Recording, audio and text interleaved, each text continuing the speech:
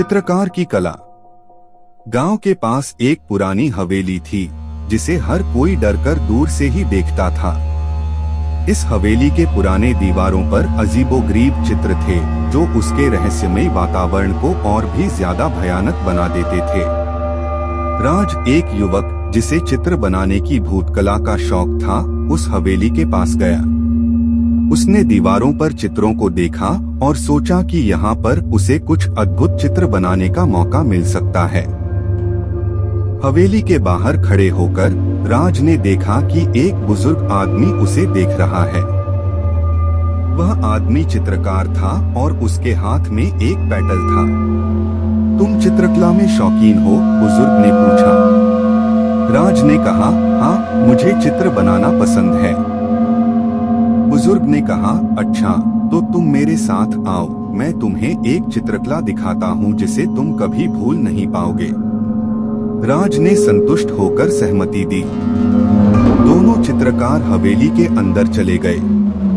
अंदर जाते ही राज ने देखा कि वहाँ एक विशालकाय चित्र है जिसमें एक सुंदर लड़की की चित्रण हुआ था।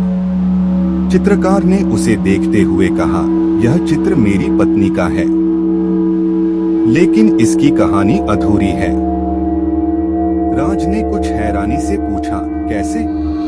चित्रकार ने कहा, मेरी पत्नी एक अद्भुत चित्रकार थी, लेकिन एक दिन वह गायब हो गई। उसकी मौत हो गई थी, लेकिन इस चित्र में वह हमेशा जीवित रहेगी।